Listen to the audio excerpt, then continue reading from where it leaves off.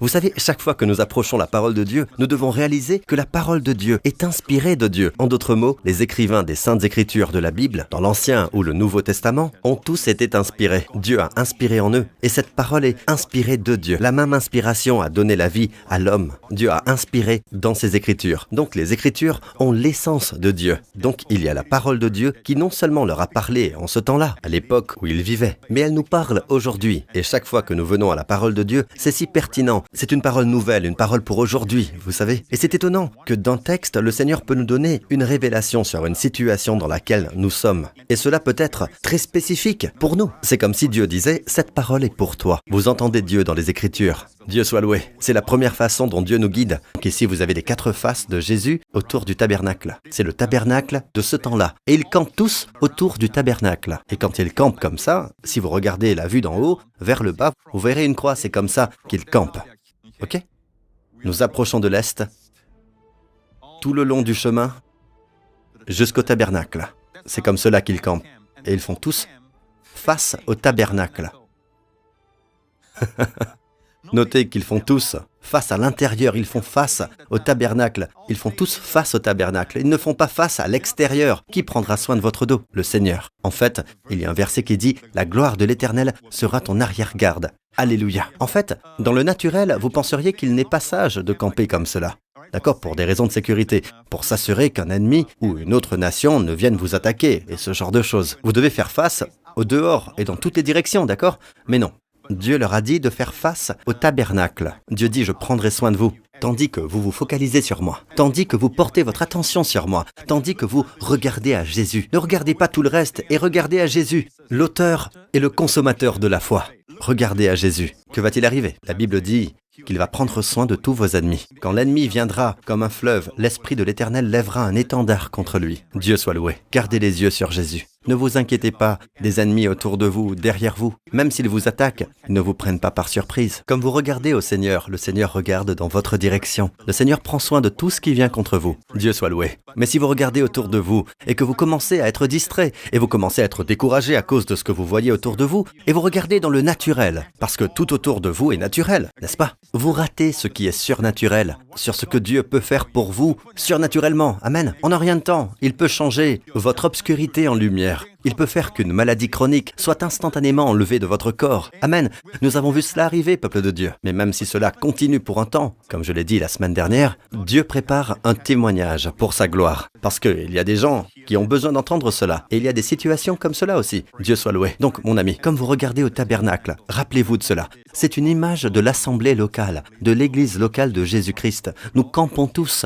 Notre priorité est l'église locale. La priorité est de se focaliser sur Jésus. Amen. Dans l'église locale. Comme nous avons donné priorité à cela, Dieu va donner priorité à nos besoins et à toutes les choses qui nous assaillent, que ce soit des conflits, vous savez, dans nos relations. Nous avons des problèmes, nous avons des conflits dans notre relation avec quelqu'un ou même avec nos êtres chers. Amen. Dieu va prendre soin de cette situation tandis que vous gardez les yeux sur Jésus. C'est étonnant. Combien de fois je n'aurai de cesse de vous dire quand je me focalise sur Jésus et je choisis de le voir dans la parole, les fois où Dieu va combattre pour moi et avant que je ne me rende compte, quand je regarde la situation, elle a changé. Ce n'est plus pareil. Ou je vais vers une autre situation après avoir passé du temps à regarder à Jésus. Et soudain, je ne sais quoi faire pour retourner la situation. Amen. Je sais juste ce qu'il faut faire, quelle position prendre. Dieu soit loué. Et cela arrive toujours quand vous vous focalisez sur Jésus. Amen. Vous devenez comme lui parce que l'Esprit de Dieu nous transforme de gloire en gloire alors que nous regardons l'image du Seigneur. L'Esprit de Dieu nous transforme quand nous regardons Jésus. Dieu soit loué.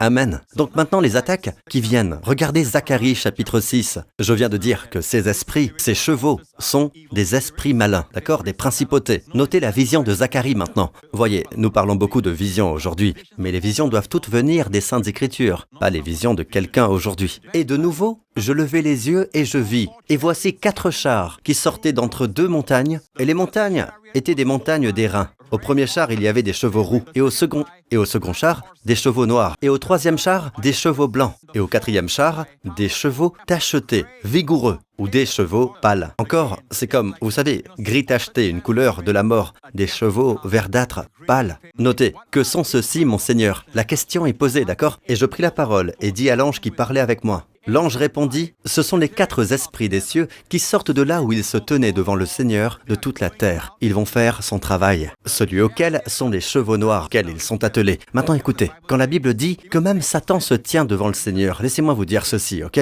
Les gens pensent que, oh, Dieu les a mandatés, Dieu les dirige. Non, Dieu est souverain et cela montre la souveraineté de Dieu. En d'autres mots, le temps est venu, probablement il y a une porte ouverte, probablement il y a quelque chose comme, par exemple, et le Seigneur dit, « Simon, Simon, voici, Satan a demandé à vous avoir pour vous cribler comme le blé. Mais moi j'ai prié pour toi. » En d'autres mots, il n'a pas dit, « Je ne vais pas l'empêcher de cribler, ok? » Mais il dit que, vous savez quoi? Je vais prier pour vous. Je vais prier pour vous. Et quand vous êtes convertis, quand vous êtes fortifiés, restaurés, fortifiez votre frère aussi. Donc il a prophétisé sa victoire avant l'épreuve. Maintenant, Jésus n'a pas promis qu'il ne passerait pas par l'épreuve. Donc mon ami, dans votre vie chrétienne, il y a des situations, ne demandez pas pourquoi. Cela pourrait être une porte ouverte, cela pourrait être à cause de quelque chose que nous avons fait dans le passé, je ne sais pas. Cela a des conséquences, mes amis. Ne mêlez pas avec le péché. Le péché a des conséquences. Dans la Bible, le péché apporte la mort. Et c'est pourquoi il est important de vous assurer que là où il y a le péché, vous vous appropriez ce que Christ a fait sur la croix. Et remerciez Dieu pour la grâce. Alléluia. Que là où le péché augmente, la grâce abonde. Si vous savez comment être conscient de la grâce et comment la recevoir, c'est seulement quand vous recevez une abondance de grâce que vous allez régner dans la vie. Dieu soit loué. Donc les amis, ce sont des esprits. Dans l'hébreu, il est dit que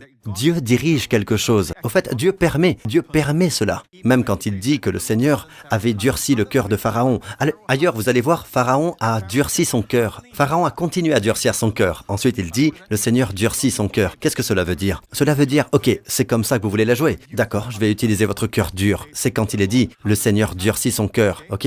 Donc cela le montre comme un Dieu souverain qui permet à cela d'arriver. Parce qu'il y a des choses judiciaires que nous ne comprenons pas, sur lesquelles l'esprit malin semble avoir un droit. Mais cela ne veut pas dire que nous n'avons pas d'avocat à la main droite du Père aujourd'hui. Dieu soit loué. Dans l'Ancien Testament, il n'en avait pas. Rappelez-vous, Job désirait avoir un avocat, un intermédiaire entre lui et le Seigneur. Eh bien, aujourd'hui, nous avons l'avocat à la main droite du Père. Ok? Donc ici, le Seigneur permet à ses esprits, notez la direction, celui auquel sont les chevaux noirs sort vers le pays du Nord, et les blancs sortent après eux, et les tachetés sortent vers le pays du Midi. Donc, les chevaux de la famine et du manque vont vers le nord. Le cheval blanc, le faux Christ et les faux enseignements vont vers l'ouest, et le gris tacheté, le cheval de la mort et de la maladie, va vers le sud. Et il y a un cheval qui n'est pas mentionné ici. Donc nous avons le nord, l'ouest et le sud. Qu'est-ce qui manque? Nous avons l'est, le cheval qui va à l'est, le cheval roux qui apporte la guerre. Et je crois que ce cheval est derrière ce qui se passe maintenant en Ukraine. D'accord? Nous devons prier, amis. Continuez de prier pour l'Ukraine. Continuez de prier que la volonté de Dieu soit faite. Vos prières peuvent faire la différence. Amen. Continuez de prier. Donc regardons cette image ici. Tous ces chevaliers viennent contre les enfants de Dieu. Ok, bien sûr, la priorité du diable est toujours de voler le peuple de Dieu de son héritage en Christ. Tout comme pendant le temps de Gédéon. La Bible dit que les ennemis sont venus, les Médianites,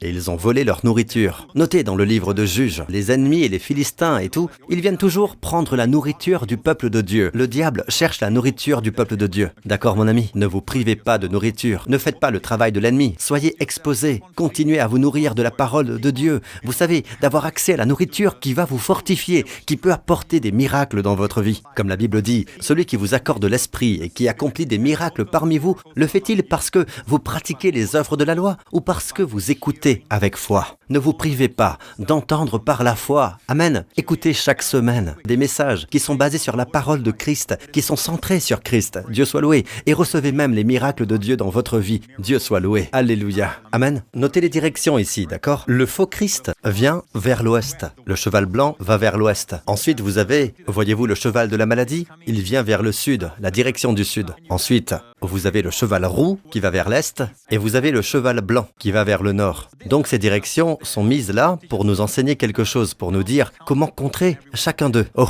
la sagesse de Dieu. Le peuple d'Israël campe de telle façon que chacun a un emblème, un drapeau, une bannière qu'ils vont lever haut. Dans la guerre, ils vont lever haut leur emblème. Ils vont le lever et ensuite, ils vont attaquer. D'accord? Donc, notez, comme les ennemis attaquent, voici ce que vous devez faire, ce que je dois faire. Comme nous sommes attaqués par un de ces ennemis, ou même plusieurs, comme ils nous attaquent, que faites-vous? Élevez votre bannière, levez le drapeau, levez Jésus. Les 4 faces parlent de Jésus dans ses différents attributs. Alléluia. Vous savez, comme les 7 églises, il dit à une église, celui qui a la clé de David, celui qui ouvre et personne ne pourra fermer, celui qui ferme et personne ne pourra ouvrir, dire, ne soyez pas découragés, je sais que tu as peu de puissance, mais écoute, je peux ouvrir et personne ne peut fermer. Je ferai cela pour toi. Celui qui ferme et personne ne pourra ouvrir. À une autre église, il dit, celui qui a les yeux comme une flamme de feu. À une autre, il est dit que celui qui tient les 7 étoiles dans sa main droite. Et étoiles sont les ministres, les pasteurs qui ont reçu la responsabilité de l'église locale. Beaucoup d'entre eux sont découragés, beaucoup d'entre eux se sentent abattus et il les élève avec sa main droite de justice. Dieu soit loué. Il les encourage. Donc, les différentes églises voient différentes parties de Jésus. Et c'est la révélation dont ils ont besoin dans l'église locale. C'est pourquoi il apparaît de cette façon à l'église locale. Et notez, amis, nous ne faisons pas face à l'extérieur. Le tabernacle est au centre de leur habitation. Ils font face à l'intérieur. Comme je viens de le dire, ils ne font pas face à l'extérieur. Mais comme ils font face au tabernacle, l'ennemi vient de différentes directions. Cela veut dire que l'ennemi vient du dos. Mais notez, tout ce qu'ils ont à faire, c'est quoi? Élever Jésus. Dieu se lève. Alléluia. Ses ennemis se dispersent dans le nom de Jésus. Tout de suite, comme vous élevez Jésus, Dieu soit loué. Alléluia. Même votre cœur maintenant exalte Jésus-Christ, n'est-ce pas? Dieu soit loué. Oh, je voudrais m'arrêter là, maintenant, et faire un moment de louange. Amen. Élevant Jésus, chantant des chants de louange à lui. Il prendra soin de nos ennemis. Dieu se lève. Ses ennemis se dispersent. Dieu soit loué. Alléluia. Que cela soit vrai dans votre vie. Amen. Donc, élevez Jésus. Ne vous inquiétez pas de cet ennemi-ci, cet ennemi-là. Juste élevez Jésus et ils seront dispersés. Dieu soit loué. Comme vous regardez vers Jésus et n'importe quel aspect de Jésus que vous voyez, élevez-le en louant. Amen. Appelez-le.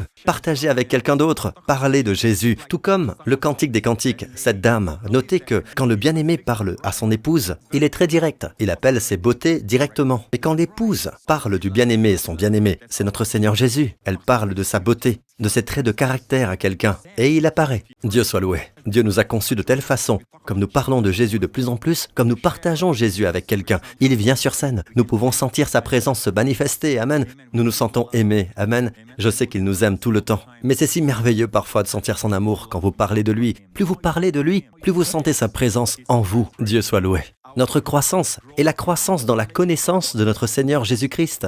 Pas juste un aspect, et nous restons dessus pendant des années, mais grandir dans tout ce qu'il est. Amen. Et il y a tellement, vous savez, de gloires officielles de Jésus que nous pouvons étudier. Tous les différents titres que nous pouvons étudier dans les Écritures. Tous les différents attributs. Il y a les gloires officielles de Jésus que nous pouvons étudier. Il y a la gloire morale de Jésus et il y a l'excellence morale. Et vous pouvez voir cela dans tous les évangiles, et même dans chaque mouvement, chaque parole, chaque pensée. Et toutes ces gloires sont pour que vous en jouissiez. Dieu soit loué. Amen. Donc c'est la croissance quand vous grandissez dans la connaissance de notre Seigneur Jésus-Christ. Maintenant, notez les 4 directions et les 4 chevaliers qui apportent la mort, fausse doctrine, famine, guerre. Ils sont partout, attaquant le tabernacle. N'oubliez pas, le diable veut attaquer la gloire de Christ. Vous savez, nous pensons que le diable se focalise sur nous et nous crée des problèmes parce qu'il est focalisé sur nous seulement. Vous voyez, amis, il y a plus. Il cherche plus que cela. Il cherche la gloire de Christ. Non, accrochez-vous à la gloire de Christ. Amen. Soyez conscients de cela. Amen. Parlez au Père de la gloire de Christ. Le Père aime entendre parler de son Fils. Maintenant, pensez-y. Vous savez, quand Dieu parle de la création du monde, cette terre où nous vivons et tout ce qui s'y trouve, cela ne prend à Dieu qu'un chapitre. Genèse, chapitre 1. Seulement un chapitre suffit pour parler de cette terre où nous vivons et toute la création qu'elle contient. Mais quand Dieu parle du tabernacle, Dieu a pris 15 chapitres dans le livre de l'Exode pour parler de son Fils.